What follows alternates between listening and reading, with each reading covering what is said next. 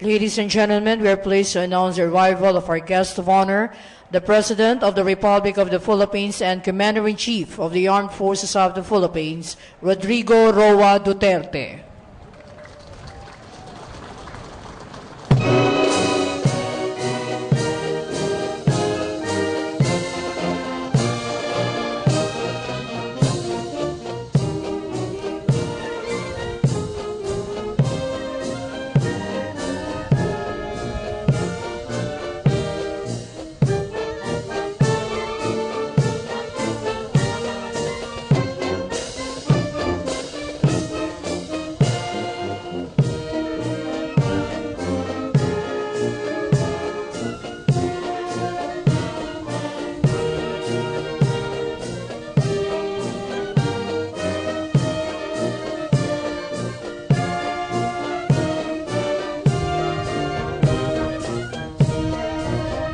Please rise for the arrival honors.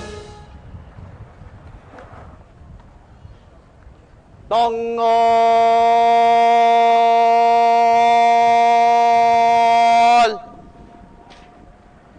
Ta! Mga pinuno, tanghal. Ta!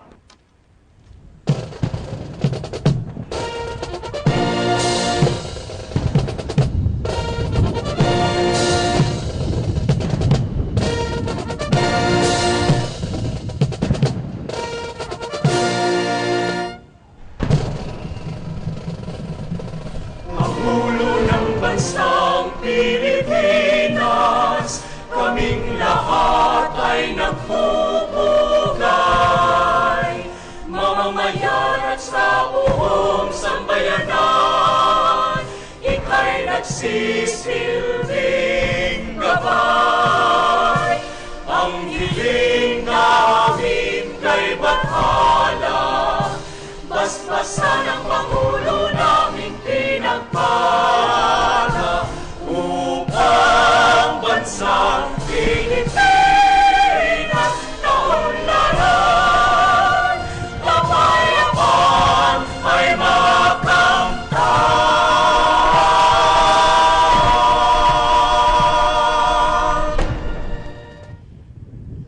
Mga pinuno, baba. Ta! Dadala. Thank you. The audience may be seated. Baba!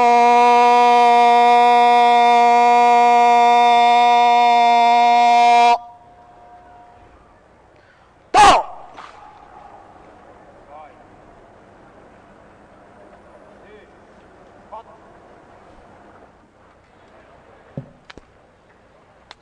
Mahal na Pangulo, handa na po ang tanod pandangal upang libutin.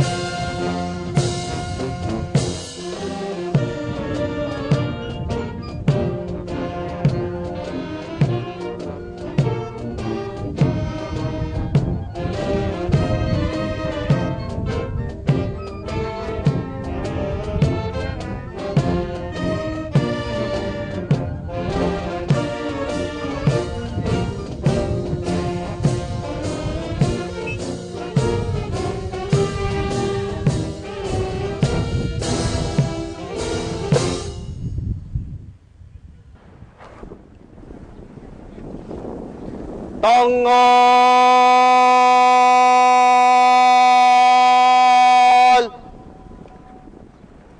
To! Mga pinuno, tanghal. To!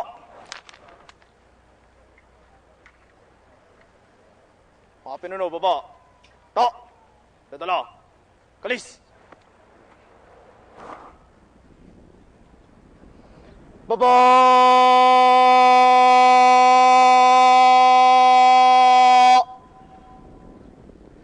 To!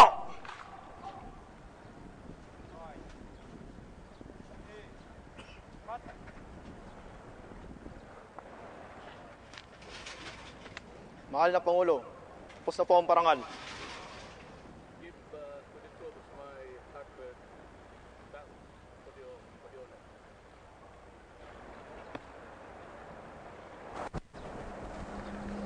Mga kasama, ipinapaabot ng ating panauhing pandangal, kagalang-galang, Rodrigo R. Duterte, Pangulo, Republika ng Pilipinas, ang kanyang taus-pusong pasasalamat sa parangal na iginawad natin sa kanya ngayong hapon.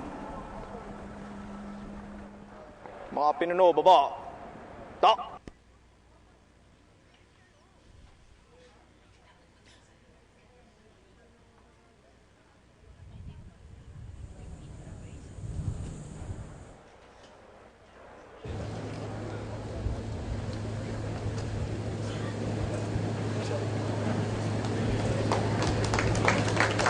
Ladies and gentlemen, the President of the Republic of the Philippines and Commander-in-Chief, Armed Forces of the Philippines, Rodrigo Roa Duterte.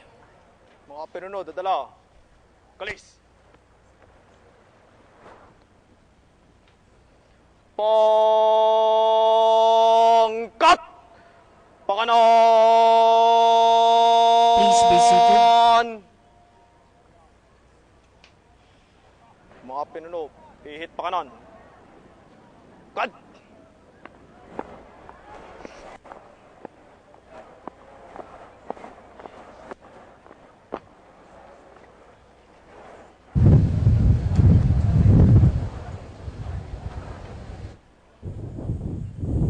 Kat!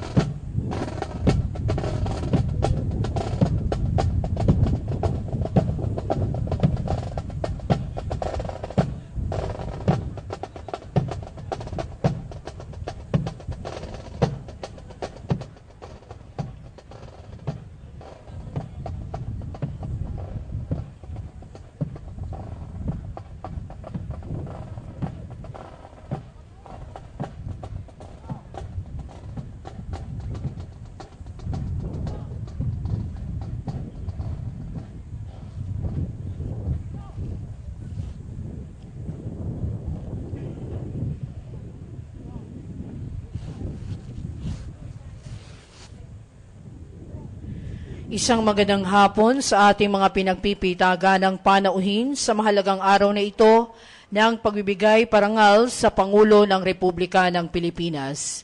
Sa okasyong ito, atin din pong masasaksihan ang paglilipat ng pamumuno ng ating sandatahang lakas ng Pilipinas.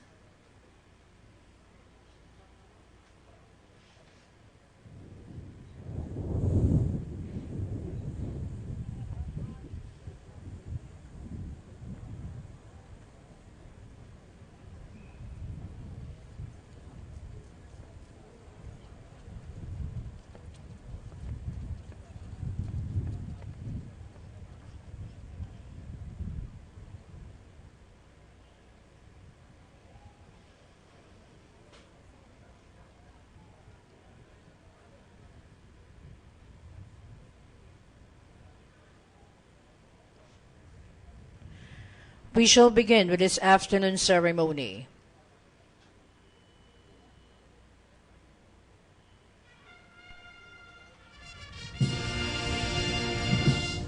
You have just heard the sound of the attention call, which signals the entry information of the troops for the parade and review in honor of the President of the Republic of the Philippines and the Commander-in-Chief of the Armed Forces of the Philippines.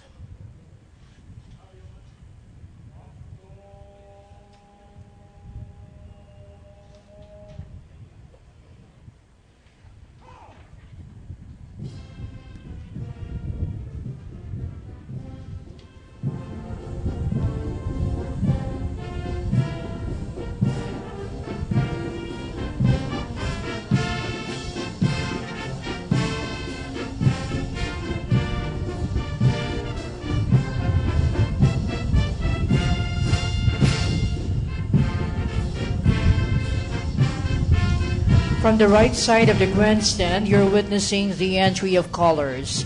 The Philippine national flag is being carried by the members of the Cadet Corps Armed Forces of the Philippines, while the colors of the major service commands and the General Headquarters Armed Forces of the Philippines are being carried by the members of the General Headquarters and Headquarters Service Command Armed Forces of the Philippines. Members of the Philippine Marine Corps carry the AFP mast colors.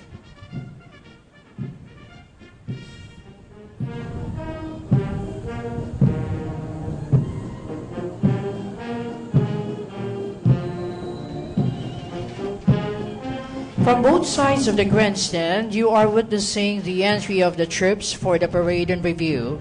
It is a division size of troops composed of 2 brigades coming from the 3 branches of service, the Army, the Navy, and the Air Force, and the General Headquarters.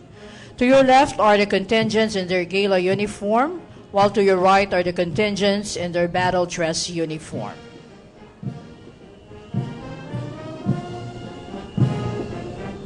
The 1st Brigade in their gala uniform consists of the ceremonial contingents from the General Headquarters and Headquarters Service Command Armed Forces of the Philippines, the Philippine Army, Philippine Air Force, and the Philippine Navy.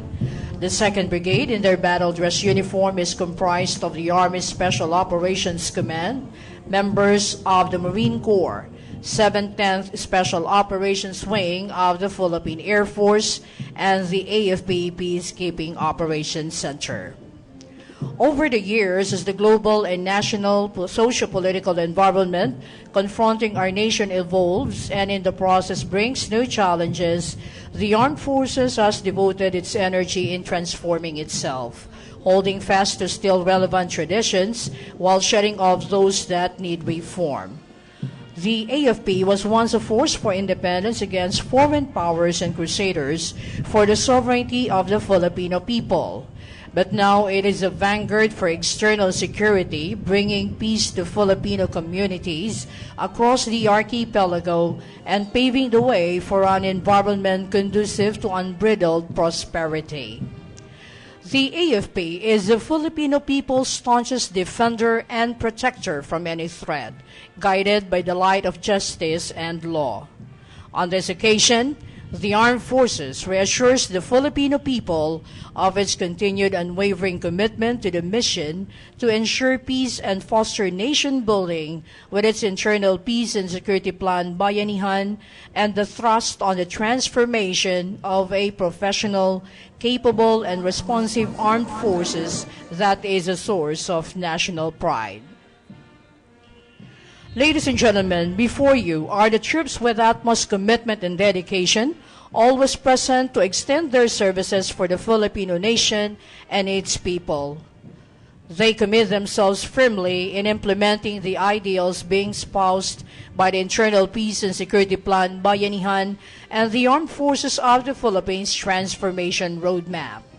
Anytime, anywhere, and whatever the situation calls for, the foot soldier, the airman, the sailor, and the marine will be there to serve in the spirit of cooperation to achieve peace, thus bringing progress and development in the entire archipelago.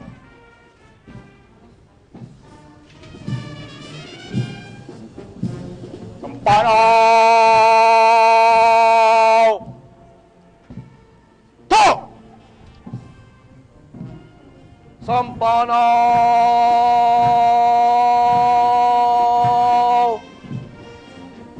To! Ibaba!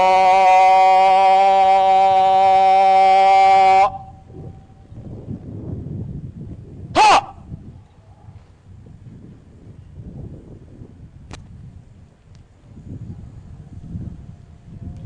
Ladies and gentlemen, your armed forces.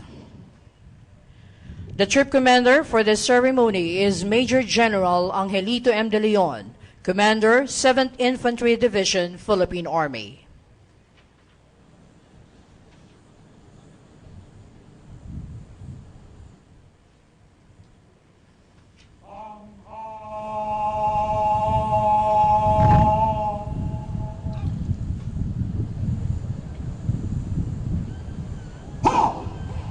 Please rise for the presentation of command and honors.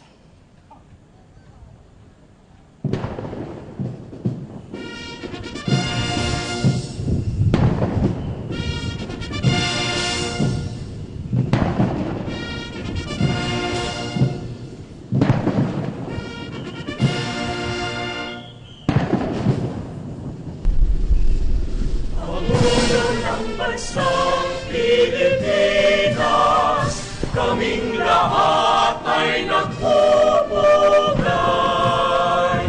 Mamamayan at sa buong sambayanan, ika'y nagsisilbing gabay. Ang hiling namin kay Bathala, basbasan ang Pangulo naming pinagpala upang bansang Pilipinas kaunlaran,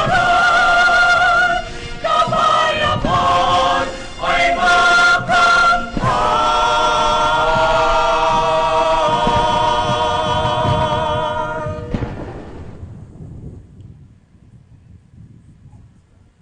Thank you. The audience may be seated.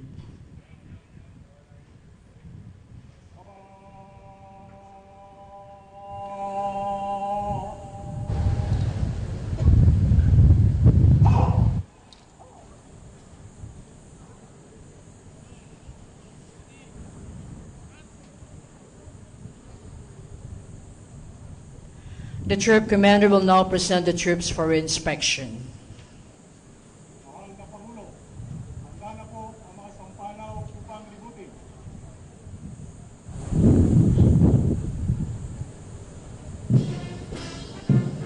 The Honorary President of the Republic of the Philippines and Commander-in-Chief of the Armed Forces of the Philippines, Rodrigo Roa Duterte, will inspect the troops, accompanied by the Acting Chief of Staff of the Armed Forces of the Philippines, Lieutenant General Glorioso V. Miranda.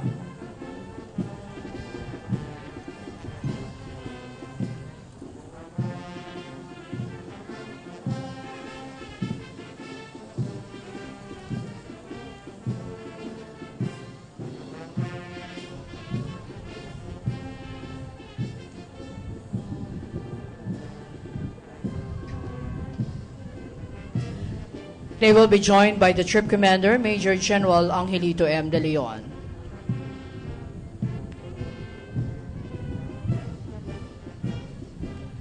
Harking back at the outset of his law career, our esteemed honoree began humbly as a special counsel at the Davao City Prosecution Office back in 1977. But knowing his remarkable willpower mixed with his administrative acumen and value for transparency, he effectively managed to work his way up the ladder of success and functioned as the second assistant city prosecutor in 6 years' time. In no time, he gained confidence to vie for the local mayorship in 1988 and won. At the onset of his term of office as the local city mayor, one of his top priorities was to free Davao City from the tumults brought about by armed struggle. With his unquestionable skill in deal-making and negotiation, he was able to forge a tactical alliance between the government forces and the communist rebels and other leftist groups. Such alliance has freed Davao City from fear of any kind of politically motivated violence, thus a stronghold of safety, a city fostering a healthy and vibrant city established. Such environment that is anchored on security and common discipline is further emboldened by the city's law enforcement. In an effort to further guarantee public safety, our honorary instigated the institution of the world-class emergency response center, Central 911. Since its inception in 2002, the number has already been phoned for immediate emergency response for more than 500,000 times. Since before, the honorary has been a bold and pronounced advocate of crime eradication. He employed various anti-crime platforms and strategies which strikingly upheld safety and discipline in Davao City community. His forthright approach about crime fighting was further affirmed when the former President Gloria Macapagal Arroyo sought for him to be her anti-crime consultant in 2002. After taking a glimpse on our honoree's distinctive 28-year track in Davao City government, his outstanding standards of leadership is acclaimed for earning Davao City various local and international accolades over the years. To name a few, the city was awarded the prestigious National Literacy Hall of Fame Award, was once hailed as the most gender-responsive local government unit, most culture-friendly city, cleanest and greenest highly urbanized city in the Philippines, and one of the most livable cities in Asia. It is in these efforts that the honoree has manifested his exceedingly intelligence, strength of will, and sound judgment. His feats and leadership attributes led to earn the trust and respect of the Filipino people. For in the first time in history, we have witnessed a local mayor jump into national presidency when he acquired a favor of 38.6% of the voters. This proves that a strong majority believes that a man with his ironclad competence and exemplary commitment is fit to serve as the Chief Executive of the Republic of the Philippines. And in all this that he has done for the noble service of the people, he shall readily assume the presidential seat and the responsibility of being the first in command of the armed forces of the Philippines in his fullest capacity.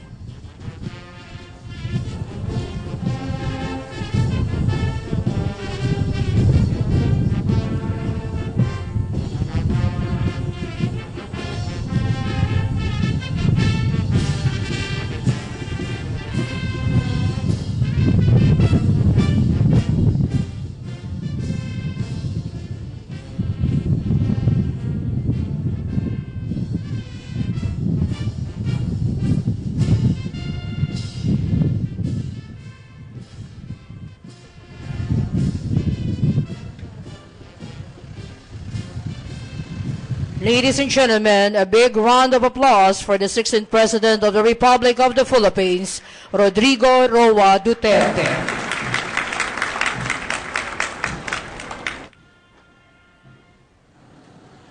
We shall have the honors to the nation.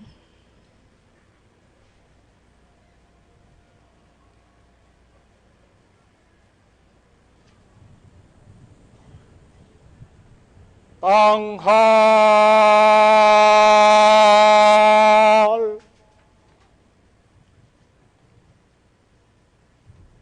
Ha!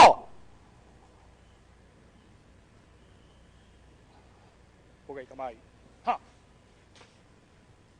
Bayang magiliw, perlas ng silanganan, alab ng puso, sa dibdib mo'y buhay. Lupang hinirang, tuyan ka ng magiting, sa manlulupig, di ka pasisiil. Sa dagat at bundok, sa simoy at sa langit mong bughaw, may dilag kang tula at awit sa paglayang minamahal. Ang kislap ng watawat mo'y tagumpay na nagniningning, ang bituin at araw niya kailan pa may di magdidilim. Lupa ng araw ng walhatit pagsinta, buhay ay langit sa piling mo. Aming ligaya na pag may mga api, ang mamatay ng dahil sa'yo. Baba. Ha! Please remain standing. Baba.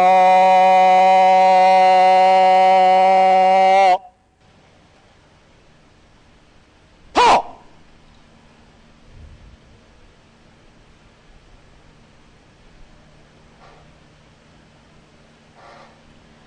The invocation will now be officiated by the Most Reverend Bishop Leopoldo S. Tumula, Doctor of Divinity, Military Ordinariate of the Philippines. The Father, Son, of the Holy Spirit. Amen. Almighty Father, Lord of heaven and earth, giver of goodness, origin of all good, with all humility, we bow our hearts to honor you. We offer our lives to praise and glorify you. Our souls yearn for you. Our efforts are incomplete without you, and our lives are directionless without your guidance. Bless all our efforts. Sanctify all our work and unite us to support one another. Stretch out your hand to our Commander-in-Chief and President, Rodrigo Roa Duterte. Anoint him with wisdom, guide him in his work, and protect him in his life. Almighty Lord, bless the Armed Forces of the Philippines Chief of Staff, Lieutenant General Ricardo Visaya, who assumes the responsibility today. Help him in his effort to establish peace and harmony. Bless him with continuous courage. We thank you, Lord, for the courage and heroism of Lieutenant General Glorioso Miranda. Continue to shower him with your saving light and grace. Bless him and his family. Grant him peace of mind and protection from all harm. Almighty God, to you we entrust our nation. Strengthen us and bless us, and do not allow us to be separated from you. We ask this through Christ our Lord. Father, Son,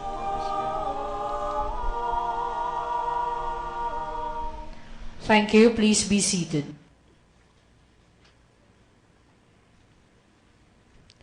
The Adjutant General, Armed Forces of the Philippines, Brigadier General Ruel N. Sorilla, will read the relief and designation orders. General Headquarters, Armed Forces of the Philippines, Camp General Emilio Aguinaldo, Quezon City. General Orders number 640, published on 01 July 2016. Section 1, Designation of Lieutenant General Glorioso V. Miranda, Officer-8762, Armed Forces of the Philippines, as the Acting Chief of Staff, Armed Forces of the Philippines, is terminated effective 30 June 2016. Paragraph 1, Section 2, Lieutenant General Ricardo R. Visaya, Officer-8773, Armed Forces of the Philippines, is designated as the Chief of Staff, Armed Forces of the Philippines, effective 30 June 2016.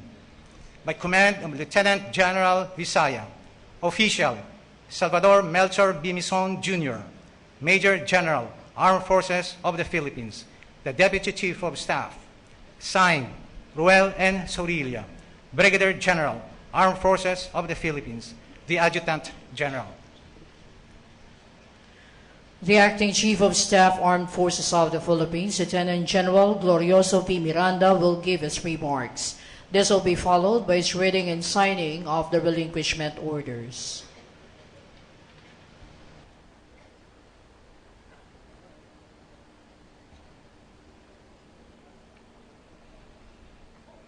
Our President, Rodrigo Roa Duterte, our President of the Republic of the Philippines, and our Commander-in-Chief of the Armed Forces of the Philippines.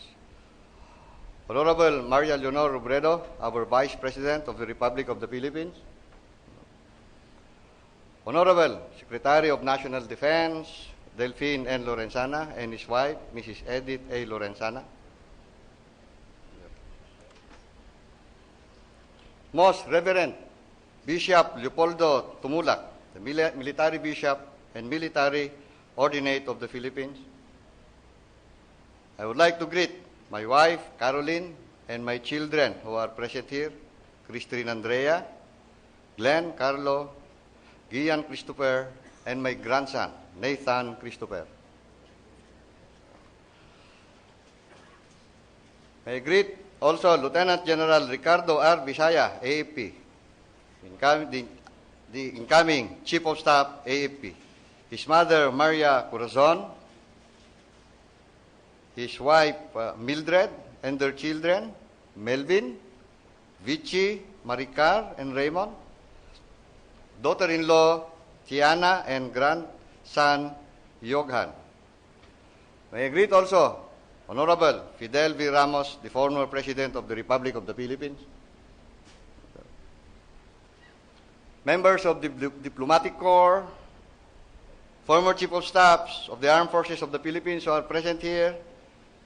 We have here Congressman Rodolfo G. Biazon, Ambassador Benjamin P. Defensor Jr., Yusek Emmanuel T. Bautista, General Ricardo David, General Victor S. Ibrado, and General Hernando DCA Ereberi and wife Agnes. Officials from the Department of National Defense, Major Service Commander, and let me call them, Lieutenant General Eduardo Año, Philippine Army, Commanding General, Vice Admiral Cesar Tacat, the Flag Officer in Command, Lieutenant General Faljurina, the Commanding General of the Philippine Air Force. And we have here with us the Unified Commanders, Lieutenant General T. Tanalgo, Northern Luzon Command, Lieutenant General and Mrs. Mayoralgo de la Cruz, Western Command, West Mindanao Command, Lieutenant General Reynaldo Leonardo Guerrero, Commander, Eastern Mindanao Command, Rear Admiral Joseph Mercado, Western Command, Brigadier General Apolinario E. Aloba, the Commander, Joint Task Force NCR. Let me greet also our Deputy Chief of Staff, Armed Forces of the Philippines, Major General Salvador Melchor M. Mison Jr., members of the Joint Personnel and Special Staff, and Commanders and Chief of AAP Wide Support and Separate Units and their ladies, members of the PMA Class of 1983 and their lovely ladies, Association of Generals and Flag Officers led by Lieutenant General Edilberto Adan, presidents of the different AAP financial institutions and Hero Foundation, members of the Foreign Armed Forces Attaches, Command, AAP Command, Sergeant Major, of course, First Chief Master Sergeant Romeo Handugan and the Major Service Sergeant Majors, personal guests of Lieutenant General Ricardo Visaya from Mindanao, Bicol Region, Southern Tagalog, Lipa City, Batangas, Ilocos Norte, and the Southern Luzon Command headed by Colonel Ernesto Diaz. Our friends from the media, officers, enlisted personnel, and civilian employees of the Armed Forces of the Philippines, ladies and gentlemen, good morning. Good afternoon. Troop Commander, please command Tikas Pahinga. Tikas!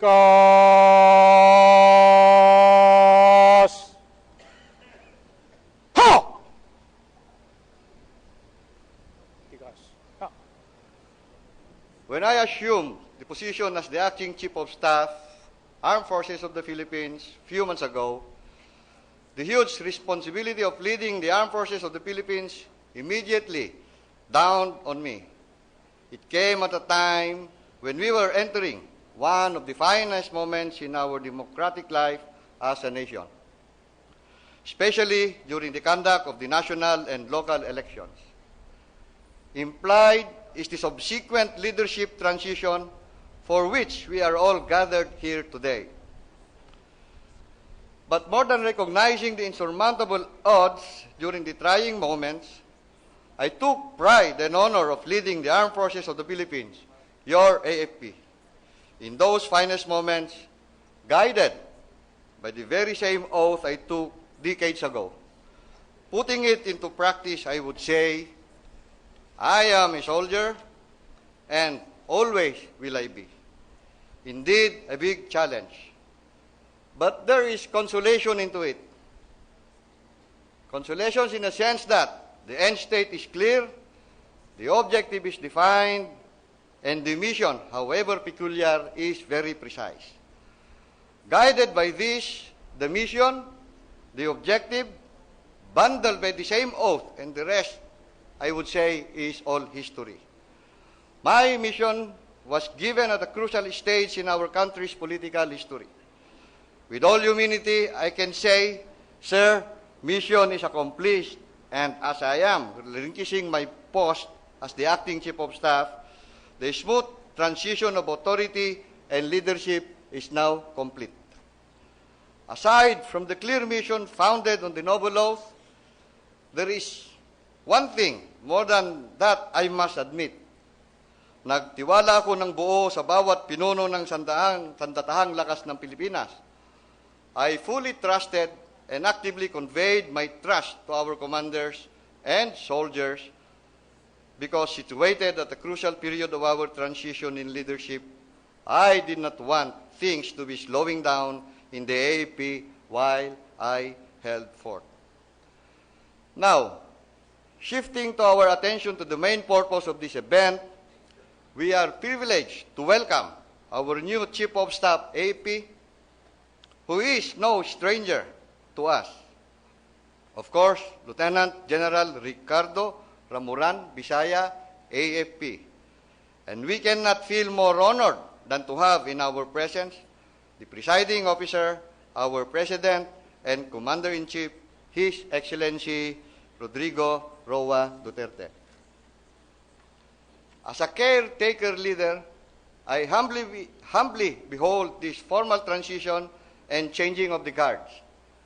And I am truly glad to reach this moment like a relay with the baton in a hand, with enough stride made in so short a time, and enough time gained to this level to pass on to the incoming Chief of Staff, AFP. We all know that no one can lead without the authority to lead, and this authority can come from many sources. First of all, of course, is from higher legitimate authorities issuing orders. After all, this institution is governed by orders, the fundamental fiber that defines professionalism in this organization. It can come from the leader's character of skill. It can come from the outstanding previous achievements of academic brilliance. It can come from the competence and proven effectiveness. It can come from other sources, traditional and non-traditional, that supports his overall qualification. It can even come from pure charisma. Well, let me tell you that the incoming Chief of Staff, General Bisaya, who happens to be my mista, has all of that and more, not only because of his vast experience in the field and naturally grown wisdom, but because of his attitude to any situation and readiness to dare any approach to finding solutions. He is just but fitting for the job, and this is not to my singular claim, but rather the collective wisdom of the Board of Generals of the AFP. And we know that even if his name is Bisaya and he hails from Luzon, in fact, may kababayan along that line, he is actually tunay na makabansa. Finally, allow me to express my wholehearted gratitude to everyone for your trust and support. The AFP leadership will remain steadfast in its service to our grateful nation. We will always abide by our noble mission, support our leaders in transformation, and defend the good name of our institution for and in behalf of the Filipino people. Indeed, I can personally vouch during my stint as the acting Chief of Staff that the AFP transformation towards its vision of a world-class armed forces, a source of national pride, is at work and will continue to work as we perform our fundamental mandate of serving the people. Caveat, though, is that we are not quite there yet. Lots of work to be pursued, but at least we are in the right track. At this point, I do not have a tour of duty report to speak with. However, more importantly, to our President and the Commander-in-Chief and the Chief of Staff, AFP, I present to you the Armed Forces of the Philippines. Sir, in front of you is the microcosm of the AFP institution and, of course, not entirely for ceremonial purposes, but rather our simple way of demonstrating our support to the new leadership. As it is, the troop commander in front of us, cascading through the chain of command to the last element in the rank and files, are standing proud and honored to have you with us. Troop commander, please command attention. Lukuran, man, pa! Samparaw! Ha! Their collective message, if I may speak for them, is that, sir, we are all ready to proceed and are waiting for the new marching orders. Behind you are the command and control mechanisms of the armed forces, the same able leaders that without those untiring efforts and sacrifices, the mission accomplishment may not have been possible. May I invite all officers seated behind, led by the service commanders and the area commands, and the service employers, area commands, at all echelons, please stand up to be recognized.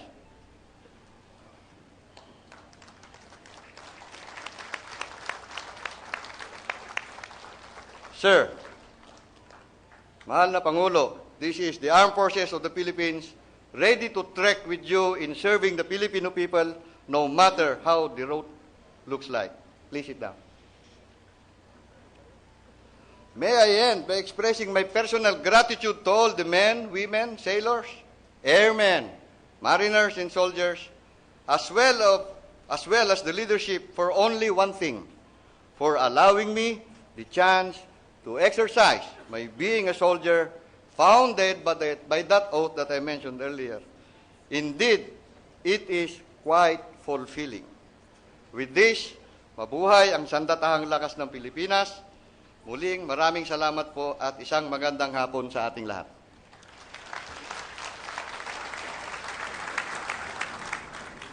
And now, let me proceed to the relinquishment of my command.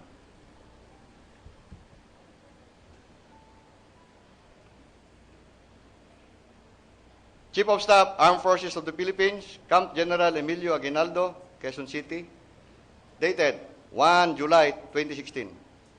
Office Order 10-16, relinquishment. Pursuant to Section 1, General Orders Number 640, General Headquarters, Armed Forces of the Philippines, dated 1 July 2016, I hereby relinquish the duties and responsibilities as Acting Chief of Staff, Armed Forces of the Philippines, effective this date. And I signed in your presence.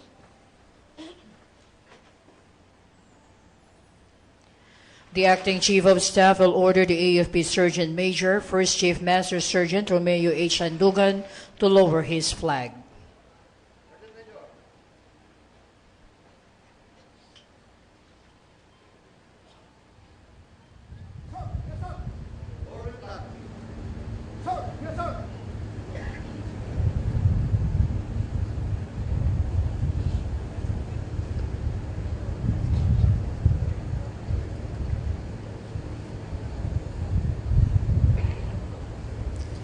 The personal flag of someone in authority represents a distinguishing mark of influence.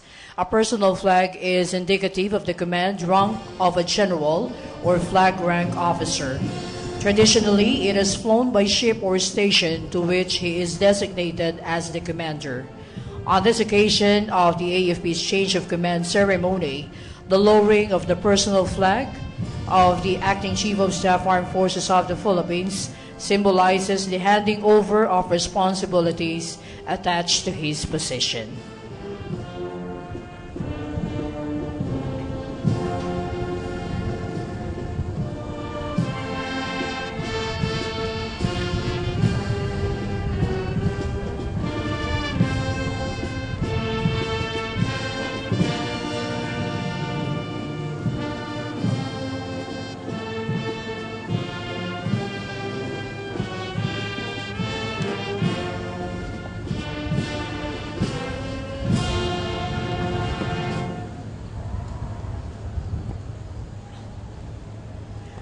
The encased personal flag of the Acting Chief of Staff, Armed Forces of the Philippines, will be presented by the AFP Sergeant Major.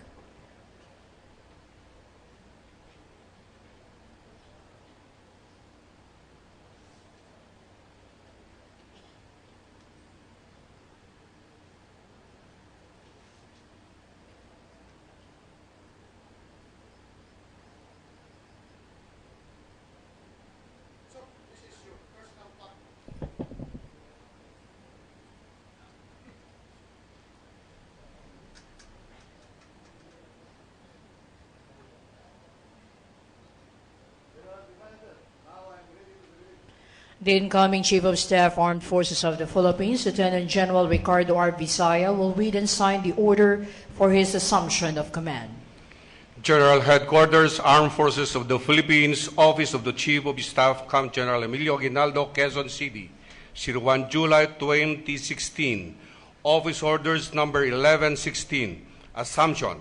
Pursuant to Section 2, General Orders Number 640, General Headquarters, Armed Forces of the Philippines, dated 01 July 2016. I hereby assume the duties and responsibilities as Chief of Staff, Armed Forces of the Philippines, effective this date, and I sign in your presence.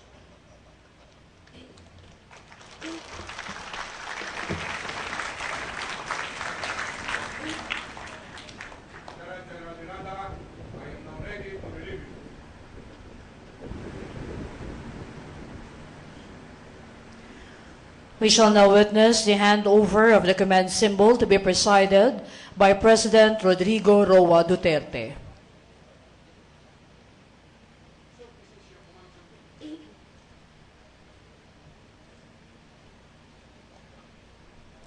Saber is a representation of trustworthiness and steadfastness. This represents responsibility. Saber is associated with military leadership and warfare.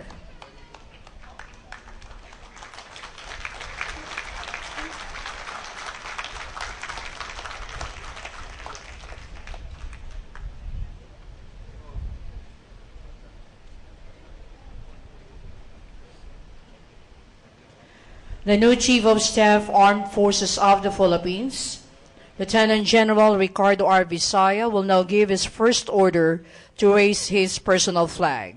His remarks will immediately follow.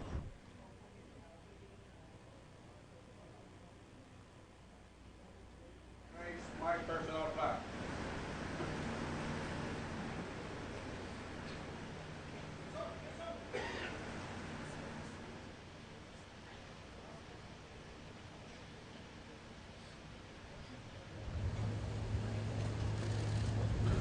The personal flag is a distinct symbol of authority. On this occasion of the change of command ceremony, the raising of the new Chief of Staff's personal flag signifies that he is now in charge to command the force.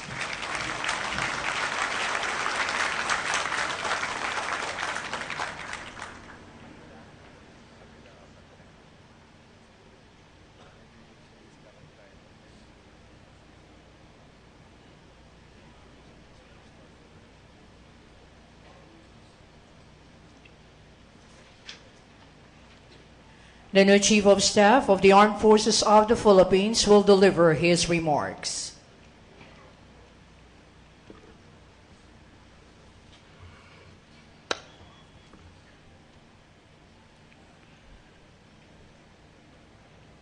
The President of the Republic of the Philippines and Commander-in-Chief of the Armed Forces of the Philippines, His Excellency Rodrigo Roa Duterte, the Vice President of the Republic of the Philippines, Honorable Maria Leonor Robredo,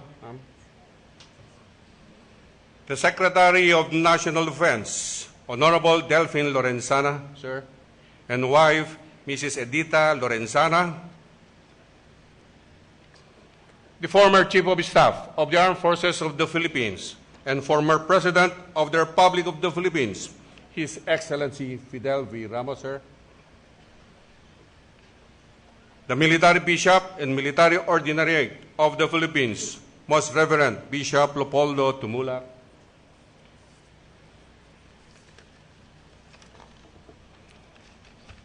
members of the Diplomatic Corps, we have here from the United States His Excellency Philip S. Goldberg,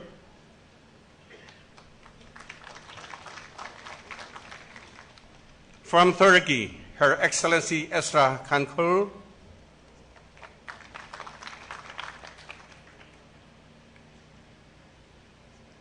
our National Security Advisor, General Hermogenes Esperon Jr., sir, former Chiefs of Staff, Congressman Rodolfo Biason, Ambassador Defensor, sir, Yusek Emmanuel Bautista, sir, General Ricardo David Jr., sir, General Victor S. Ibrado, Mamista General Hernando DCA Riberi, and wife Agnes,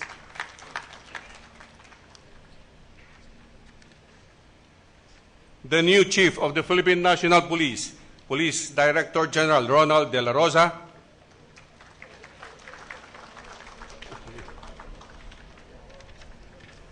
officials from the Department of National Defense,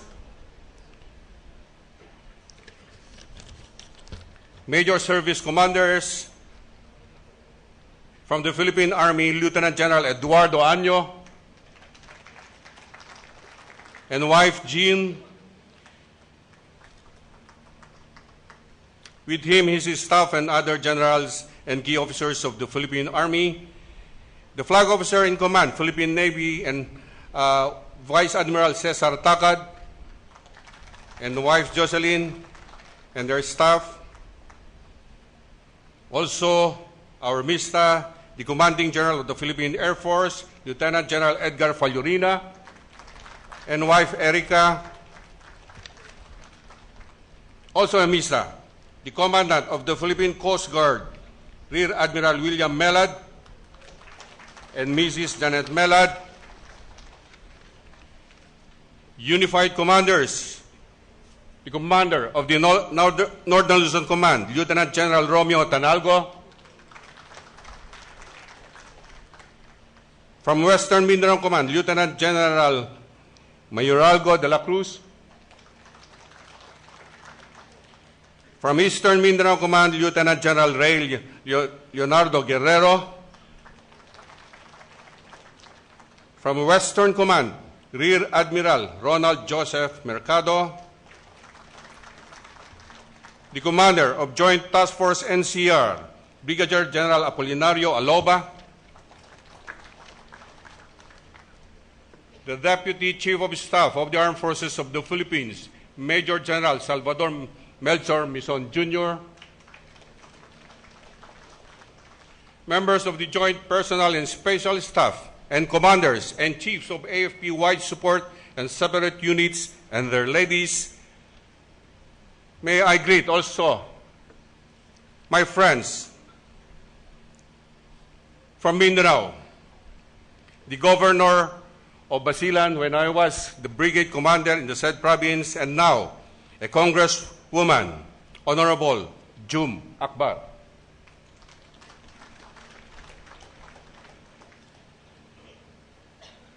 The Mayor of Tacurong City, Sultan Kudarat, Mayor Lina Montilla.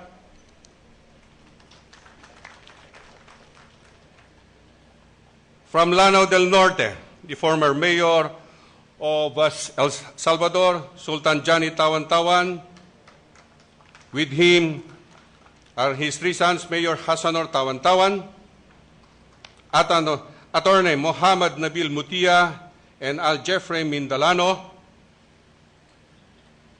My friend from Cagayan de Oro City, Mr. Henry Chiu.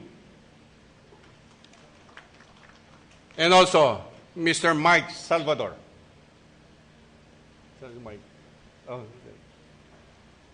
From Bukidnon, the Mayor of Kalilangan, Bukidnon, Honorable Mora Haji Pizarro.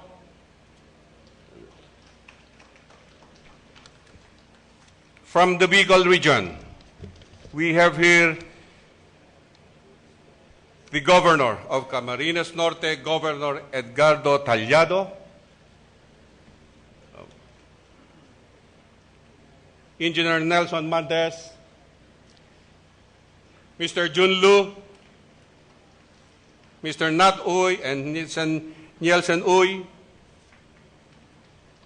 From the Southern Tagalog region, we have here the Mayor of Lucena City, Mayor Roderick Dondon Alcala, the Mayor of Tayaba City, Mayor Ernida Reynoso, officers, men, and civilian employees from the Southern Luzon Command. Likewise, may I greet my friend from Lipa, Batangas, Engineer Elmer Garjola. May I also greet our Mayor from Baccaray, Ilocos Norte, Mayor Nico de la Cruz.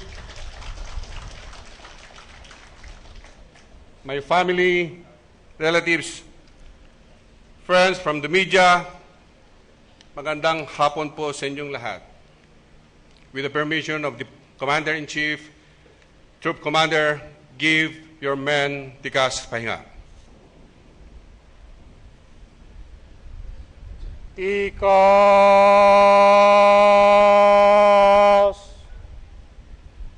Ha! Tikas. Ha! As I take on the responsibility of leading the 130,000 strong men and women of the Armed Forces of the Philippines, I will begin my journey by giving back all the praises and glory to our Lord God Almighty. I firmly believe that all momentous events such as these are designed by the author and finisher of our faith. We can only move forward to claim our destiny with divine grace and providence. With utmost humility, I also express my deepest gratitude to our Commander-in-Chief, President Rodrigo Roa Duterte, sir, for his trust in my ability to lead the Armed Forces of the Philippines in a time of change. Mr. President, maraming salamat po.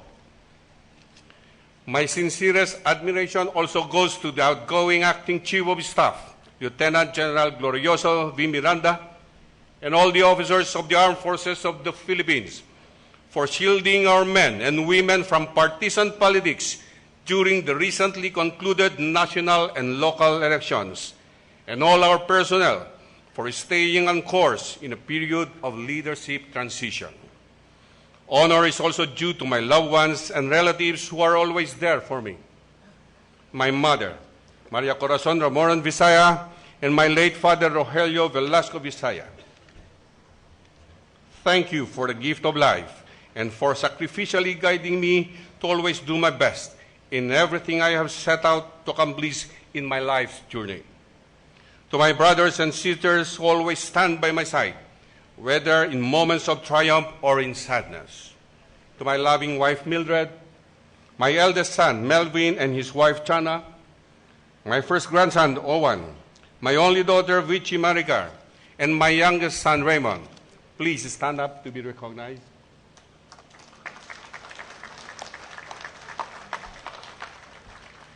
You are the source of my strength. No words can best describe your personal sacrifices, untiring support, and understanding as I continue to face the changes of my military service and as we work together to keep our family intact despite all odds. To the members of PMA Matigas class of 1983 and their ladies, please stand up.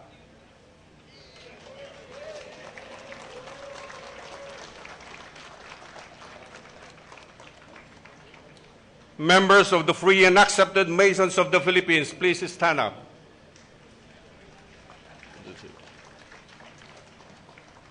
My high school classmates at BNCSS, please stand up.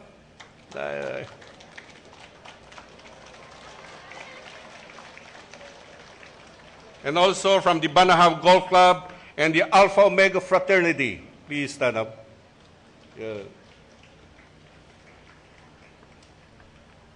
The officers and men of SOLCOM and all its OPCON units, to all of you, thank you very much. May I also thank the following senior officers who are now retired, who guided me and who have great influence in my military career. General Hermogenes Peron Jr., my division commander at the 7th Infantry Division. Lieutenant General Gregorio Camiling Jr., my 1st Battalion Commander in Surigao del Sur, General Alfonso Daguda, sir. Brigadier General Dionisio Santiago,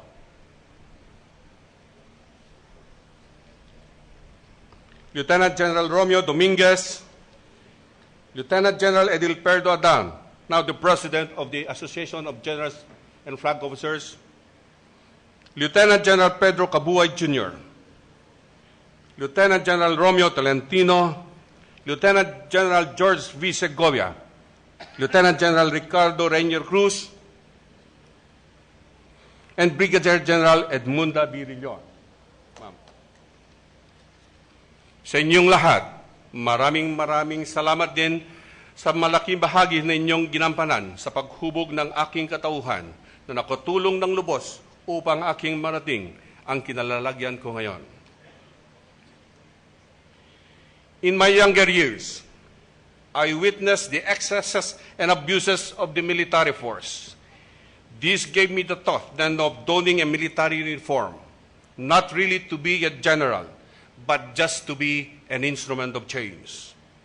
Instead of sitting idly and watching the force slide farther from mediocrity to infamy, I have to be an active part in making our organization a disciplined and professional institution worthy to be proud of.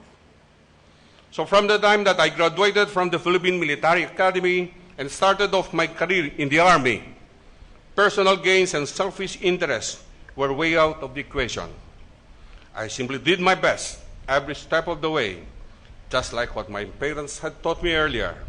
Thus, reaching this far is truly a blessing.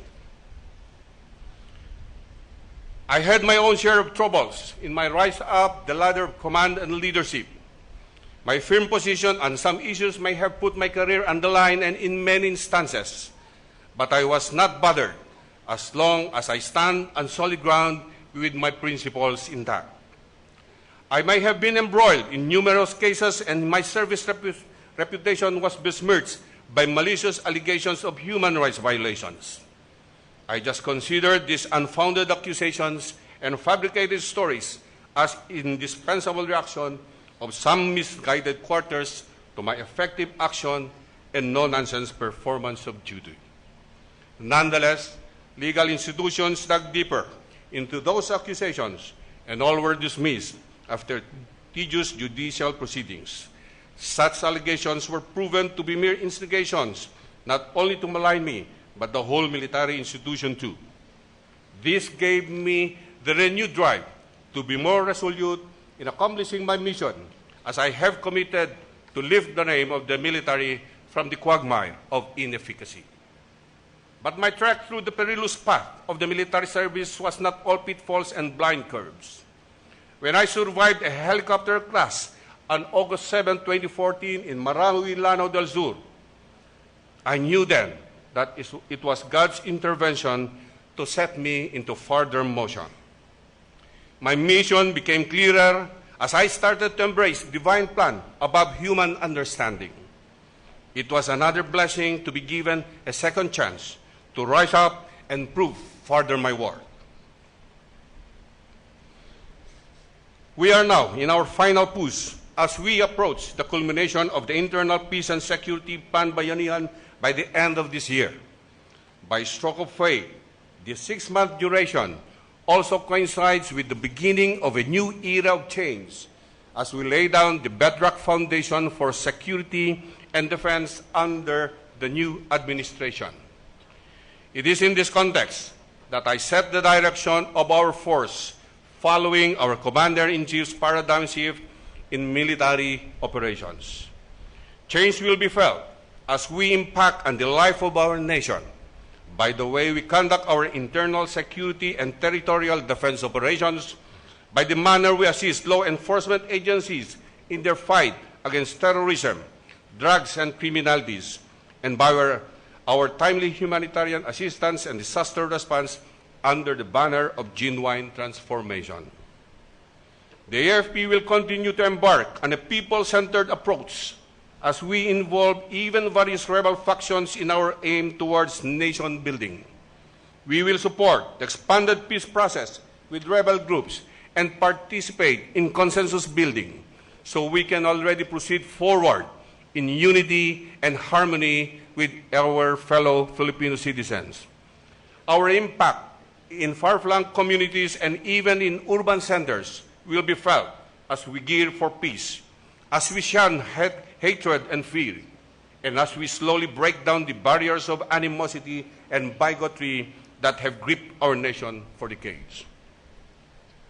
But we will be unrelenting in our focused military operations against terrorist groups like the Abu Sayyaf group and all its allied terrorist cells.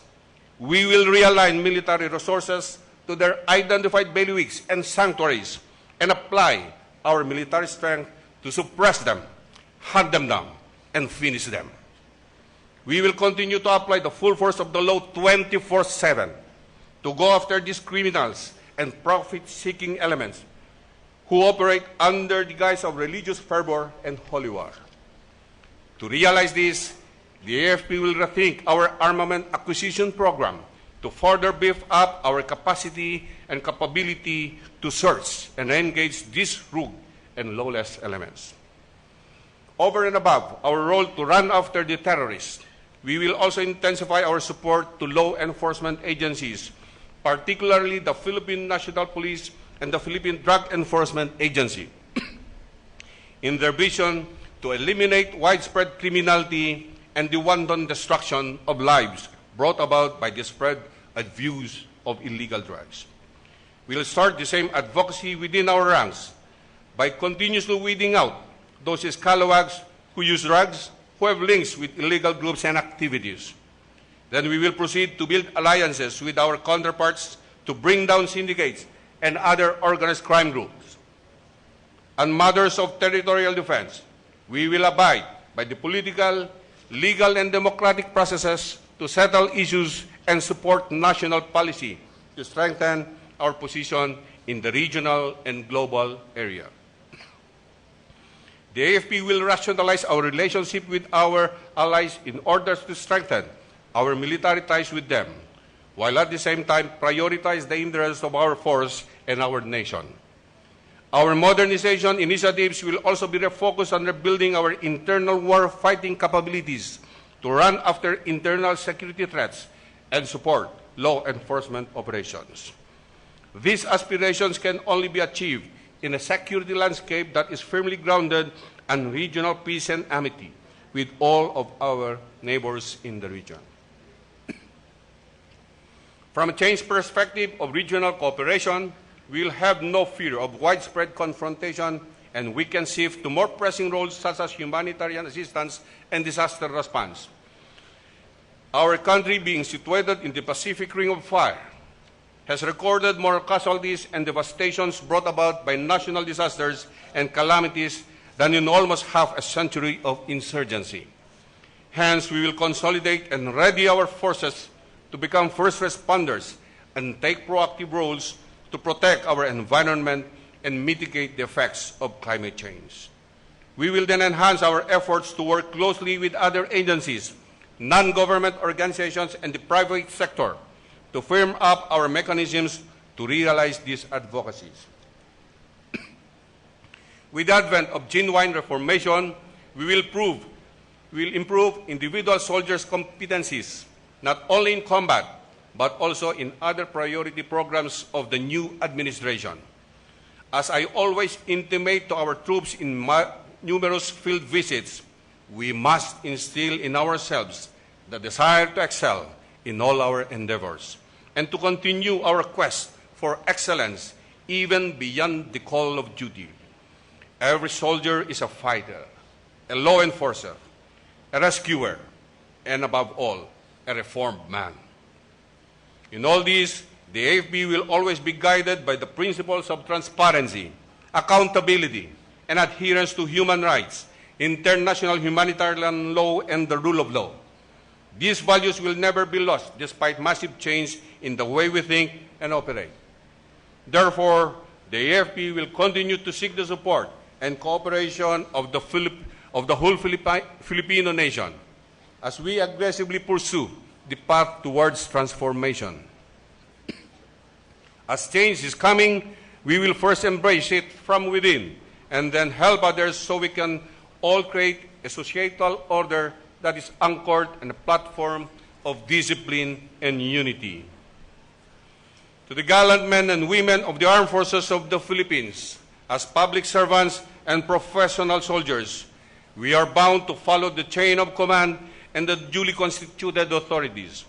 Let us strictly adhere to the supremacy of civilian authority over the military.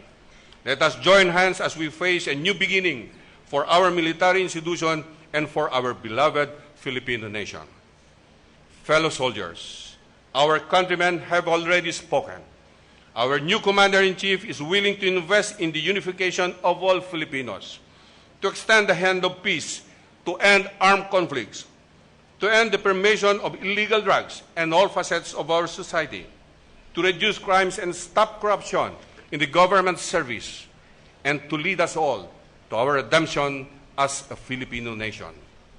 Sa aming mahal na Pangulo, makakaasa po kayo na ang buong sandatahang lakas ng Pilipinas ay kaagapay ninyo upang may sakatuparan ang inyong mga adhikain para sa kabubuti ng ating inang bayan at ng buong sambayanang Pilipino. I now call upon the men and women of the Armed Forces of the Philippines within the bounds of our mandated task. Let us work together under a strong chain of command against those who will attempt to undermine our solidarity and commitment to serve and protect our country and people. Mabuhay ang Kawal Pilipino. Mabuhay ang sandatahang lakas ng Pilipinas. Mabuhay po tayong lahat. Marami pong salamat.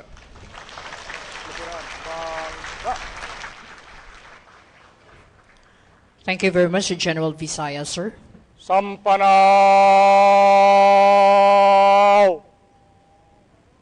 Ha!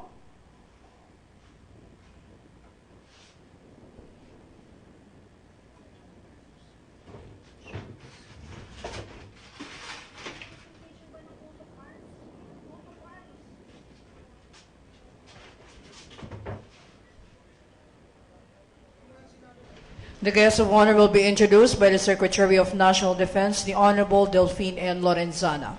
Ladies and gentlemen, the President of the Republic of the Philippines, His Excellency Rodrigo Roa Duterte.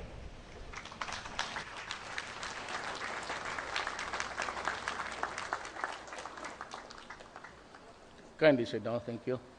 Troop Commander, give the order of Tikas Pahinga. Tikas!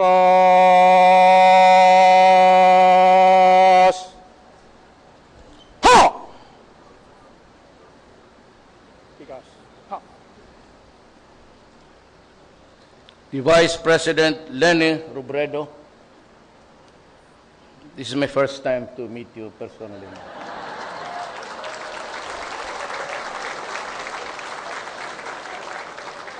I would have preferred to be seated beside you, but andyan si Defense. President Fidel V. Ramos, the first Filipino who journeyed to Davao City to ask me to run for public office and presidency. And he said to me, you run because it is high time that Mindanao should have its president. Maraming salamat sa iyo, sir. Secretary Delphine Lorenzana, we were together in Davao many years ago. And, well, of course, that is why I chose him. Kasi yung kilala ko. Yung iba, hindi ko kilala. So, Lieutenant General Glorioso Miranda, sir, please sit down, sir. Napapahiya ako. Bishop Leopoldo Tumulak, the members of the diplomatic corps, major service commanders, and the men and women of the Armed Forces of the Philippines, members of the Foreign Armed Forces attaches, fellow workers in government, my beloved countrymen. Alam mo, the first job of a president is not to go to war, but rather to bring peace to his land. So even before I was Well, it was already proclaimed, but before assumption of office, I was busy going around Mindanao and talking to a lot of people to bring about peace in our land. Started with the left and with the NPAs, and we got a favorable answer from the leaders, including Maria Sison, Jose Maria Sison. Alam mo, it was in the 1970s na nakinig ako kay Maria Sison, Jose Maria Sison, talking about revolution. And I was then in the AB and half of it, well, of course, sa College of Law. And I am now 71 years old, and the Communist Party is still talking of a revolution. Kaya sinabi ko sa kanila initially, anong gusto ninyo sa bayan natin? I was a student, ako lolo na ako ngayon, at naging presidente pa. I don't know really why. You have to supply the answer. Maybe President Ramos can give us an idea. Well, we got this favorable response from the outside, and we started to talk. I went to the camp of Murad and started to talk to the Central Committee and Jafar. And since Noor is a friend of mine, and I said, Noor, we're about to go. Matanda na tayong dalawa. Are we still going to fight at this time? My job is to bring peace. My job is to talk to the enemies of the state, to the Communist Party of the Philippines, to the MILF, and to the MN, and see if I could make a difference in our lives. Alam mo, hindi ko sinali ang Abu Sayyaf neither dito o sa criminal campaign natin, because the Abu Sayyaf is closely connected with the issue of Mindanao. Originally, mga tao sila ito ng MN, pati mga anak na yung MN ngayon, pati MI. And that was where the futility they saw in the Mindanao issue.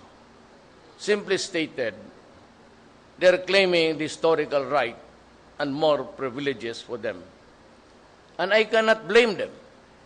You know, when Magellan landed in Leyte in 1521, bringing Christianity with him and propagated it everywhere in the Visayas and Luzon, 100 years before, Sulu area and some parts of Mindanao were already Islam.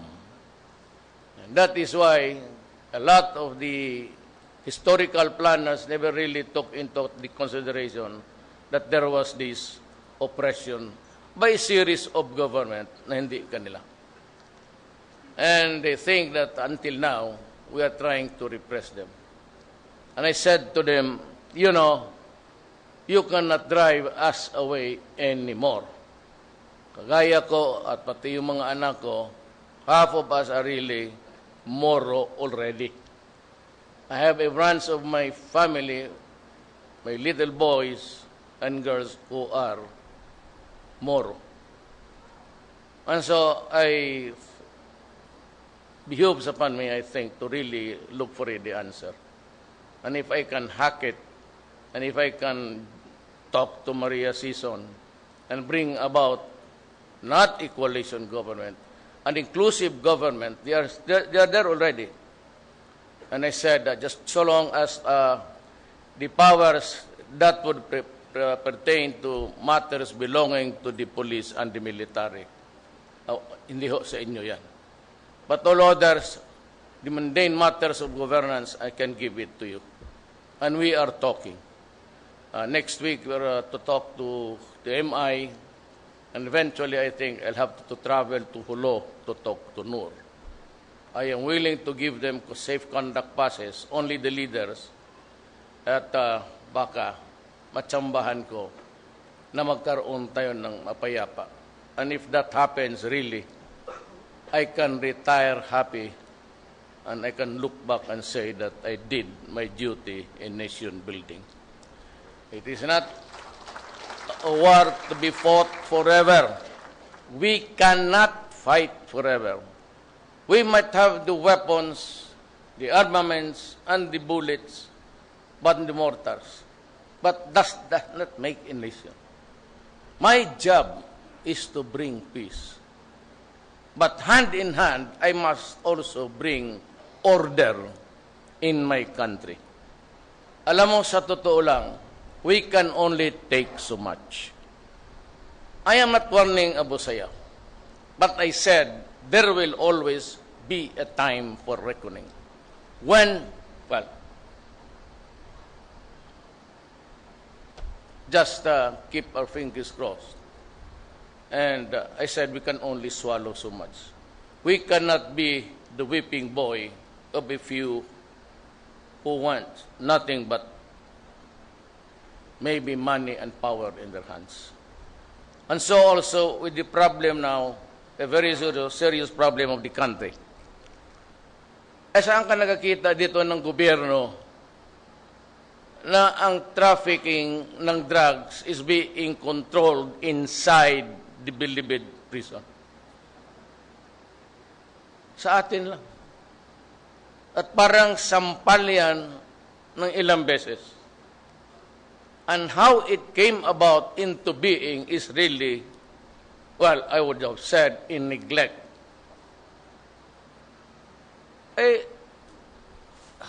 How can it happen na kung mag-inspection ka sa Bilibid, you have to ask permission from the idiots inside? Ay, nako. This is my first day. I'm warning them there. They have the TVs there inside. Kaya napasyal ako noon, pagpasok ko, I was there to see, I accompanied Pastor Kibuloy to pray over kay Webb, yung anak ni Webb. Who was in Muntinlupa. At pagdaan ko doon sa death row, sabi na, oy, Mayor, akala ko naman taga Davao. Sabi ko, ang rami niyong taga Davao na kulong ah. Sabi na, hindi Mayor, mga Ilocano kami, halo-halo, mga waray. Nakikita ka namin sa TV. Well, the TV is there now. Magbilang kayo ng araw. Magbilang kayo ng araw. Sa ginagawa ninyo, do not be the solution of it all. May problema dyan, hinihiya ninyo ang gobyerno, sinasampal ninyo kami.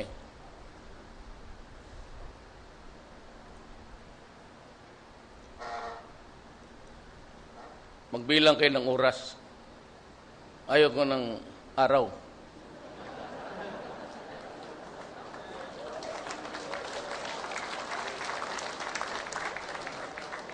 The drugs must be suppressed. It cannot be eliminated. For as long as the greed for money is there, the very corrosive effect of money has had an impact on our society. There are a lot of people, lives destroyed, using it. And noon, they were in the rural areas. Now they have reached the hinterlands. And they are getting the carabaos, and the pigs, and the chickens, and the eggs. Well, nakikinig naman yung mga NPA, nasa pwesto pa naman kayo. Ano kaya yung korte nito, ang korte ninyo na, I don't know if it's a kangaroo or otherwise, pagpatayin na lang ninyo para mas madali ang solusyon ng problema natin. Anyway, kung maengkwentro ninyo yan, it's always a crime committed in your presence. You do not shoot anybody just because you see them walking.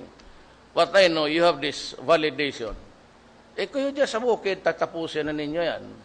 Mas mabuti, wala na rin kayong ginagawa.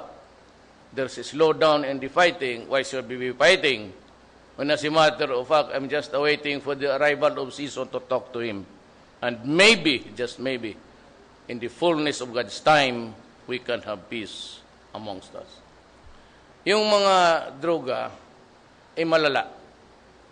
And I have to call in the Armed Forces of the Philippines to help.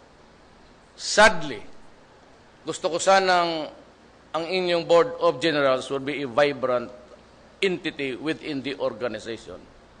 As I have promised, and as was my practice during my mayorship days, I never interfered kung ano ang trabaho ng police. I did not even want to entertain yung request for an assignment of a certain police officer in the barangays. I'd always tell them, go to the police director. I do not want to interfere in all.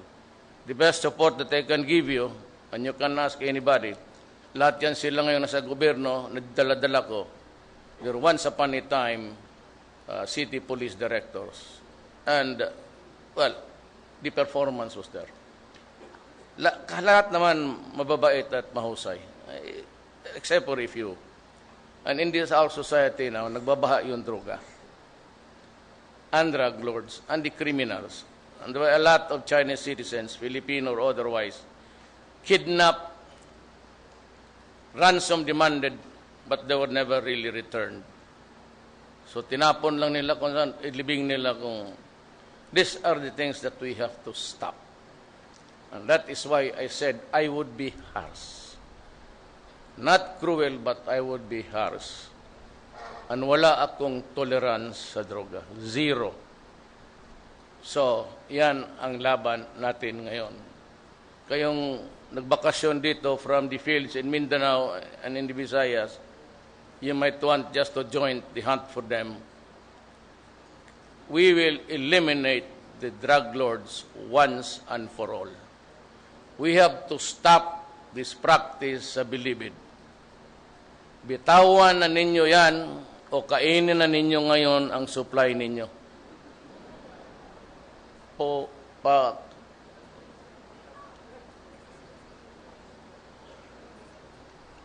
nawala na talaga ang pasensya ko sa inyo.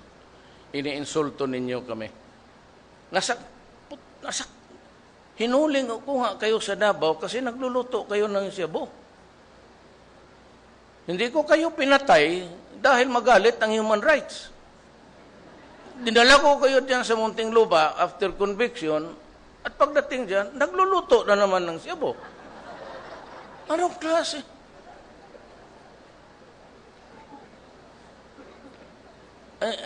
Noon kasi hindi ako presidente. Ngayon, well, we'll just have to make some adjustment. You know, there is always a time for everything. There is always a time for you to make money and make a mockery out of our laws. There's always a time for you to be in control even if you are inside the prison. But there is always a time to rest and to die. Ganon ang buhay. As you are born, there's also death. I'm not threatening you. I'm just telling you that there is always a time.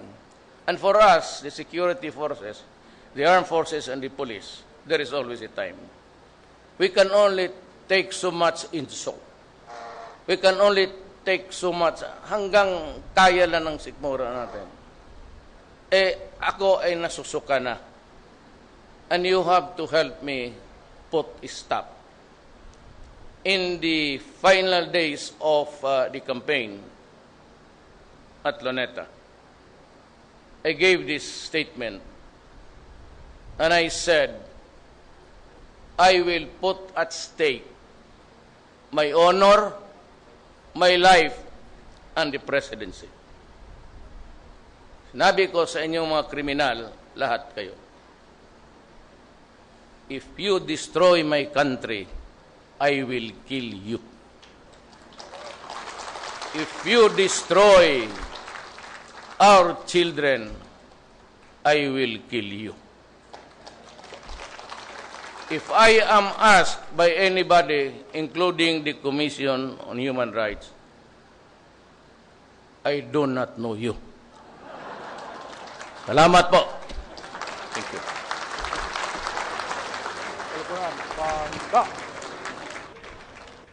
Thank you very much, Mr. President, for your message, sir. Sampanaw!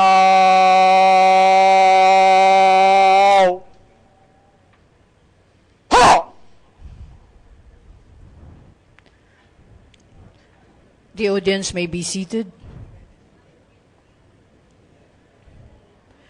The new Chief of Staff, Armed Forces of the Philippines, Lieutenant General Ricardo R. Visaya, will be presenting the AFP Coat of Arms to President Rodrigo Roa Duterte.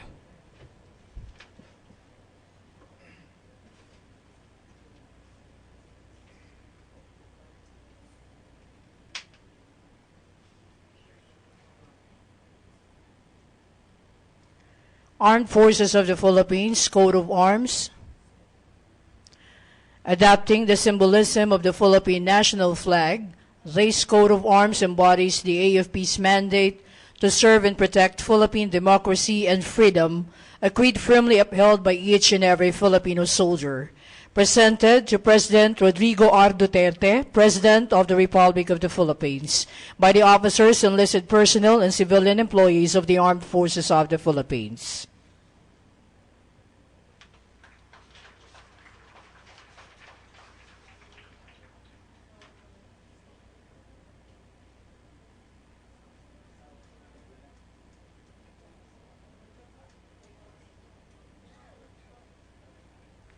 Thank you, sirs.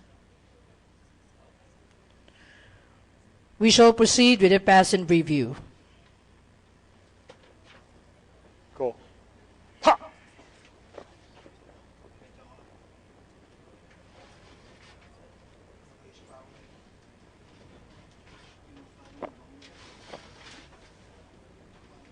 Pasamasid!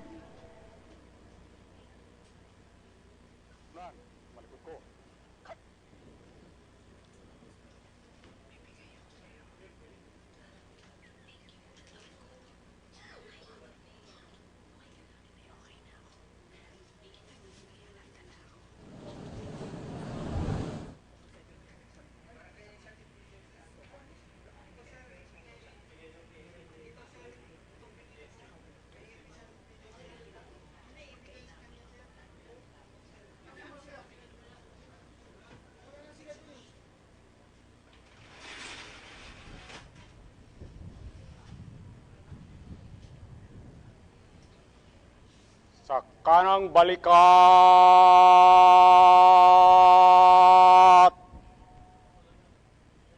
Ha!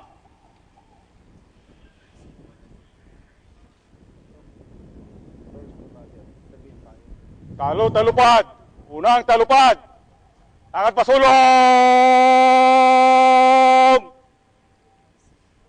Cut! The President of the Republic of the Philippines is respectfully requested to stand at the center front for the pass and review. Today we witness the rites of passage in the leadership of the Armed Forces of the Philippines, with the new Chief of Staff, Armed Forces of the Philippines, at the helm of the 125,000 strong soldiers, airmen, sailors, and Marines. As it continues to perform its mandate of preserving peace and development, the Armed Forces will fully support the new administration of President Rodrigo Roa Duterte.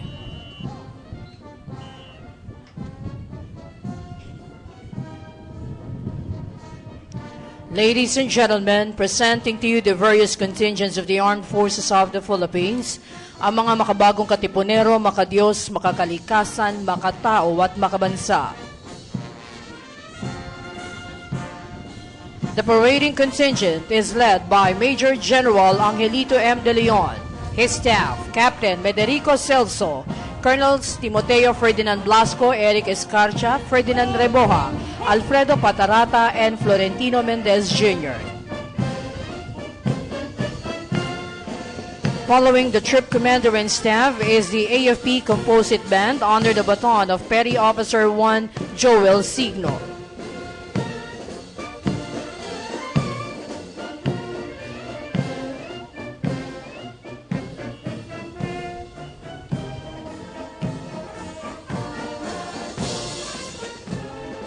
The 1st Brigade is headed by Brigadier General Anselmo Doroteo Hunsay. His staff, Commanders Ricardo Martin and Edwin Princilio, Lieutenant Colonel Zarina Mangubat, Glenn Michael Manansala, and Alexander Banatao. Following is the battalion from the General Headquarters led by Major Augusto Austria, his Staff Majors Noel Roque, Emmanuel Cuadra, and Danilo Chad Escandor, and Captain Marcelo Pasco Jr. These officers and men of General Headquarters and Headquarters Service Command share the popular concern in the sanctity of the constitutional processes and the safeguarding of individual liberties.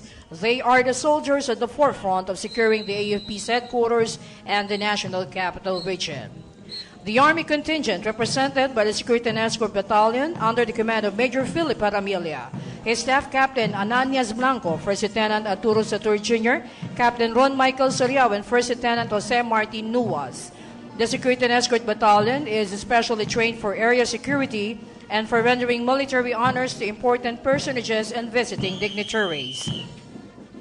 The Angels of Mercy and the Guardians of the Philippine Skies, the Air Force Battalion led by Lieutenant Colonel Alexander Andrew Dimapilis, his Staff Majors Demidor Cruz, Louis Leander Victirol, and Richard Dalag.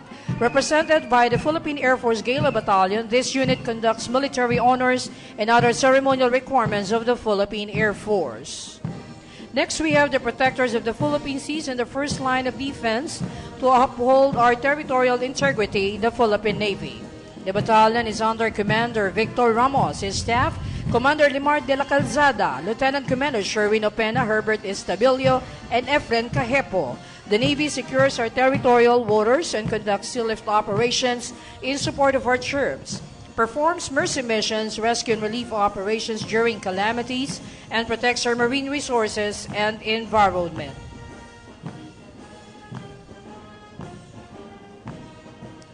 The audience is requested to rise for the passing of the colors. You may be seated as soon as the colors have passed.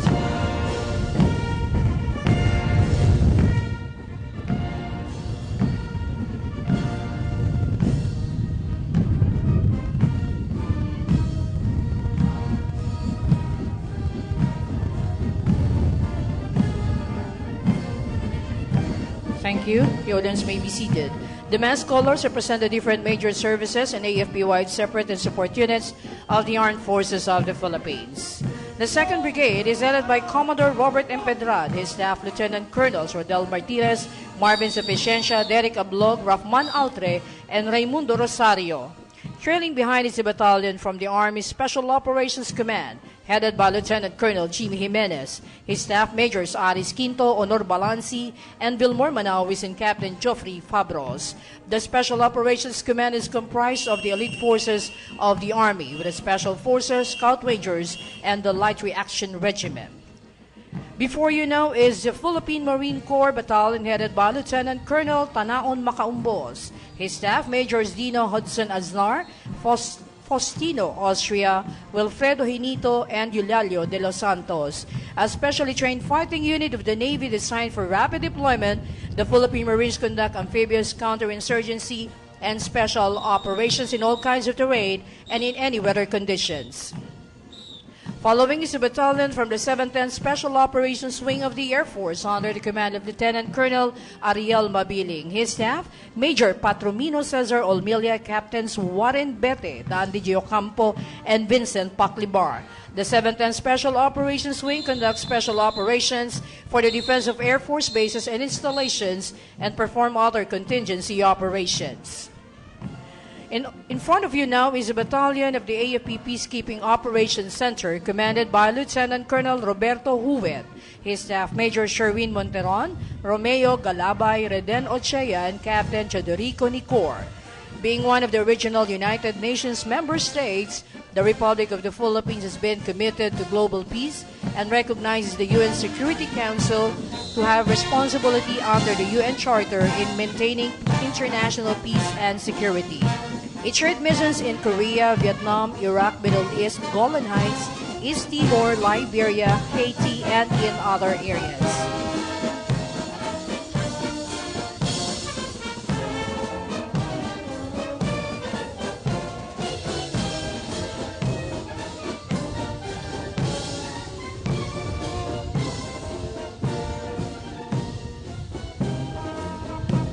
Ladies and gentlemen, you have just seen a segment of your armed forces pass before you. They represent our brothers and sisters out there in the field, defending our freedom and independence as well as our democratic institutions.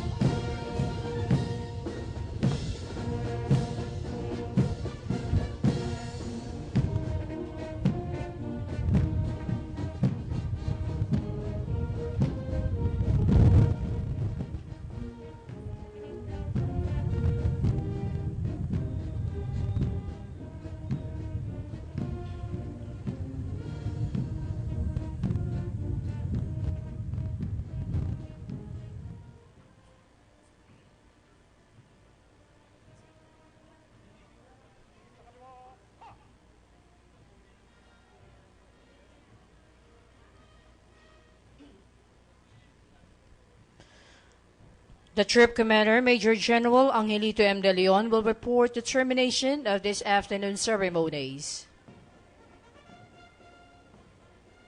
Kalupunan! Ho! Mahal na Pangulo, tapos na po ang palatuntunan. Harap sa kanan. Harap! Pasulong. Cut!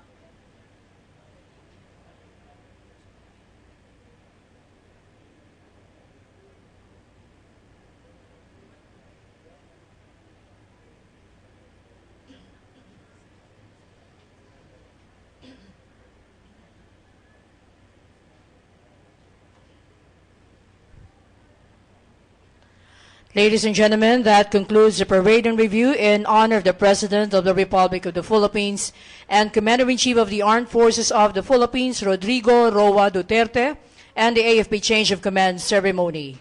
Ladies and gentlemen, a big hand for President Rodrigo Roa Duterte.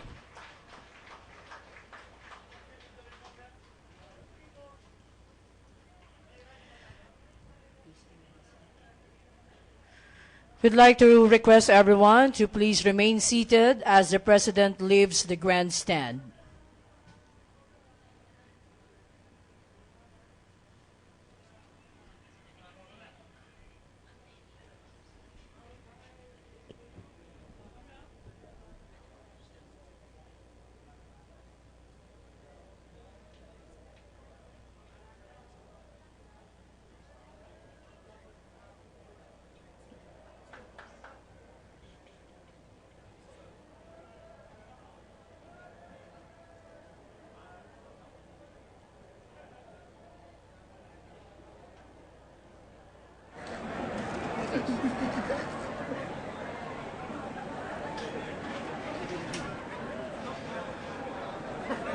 Once again, we'd like to request everyone to please remain seated as the President leaves the grandstand.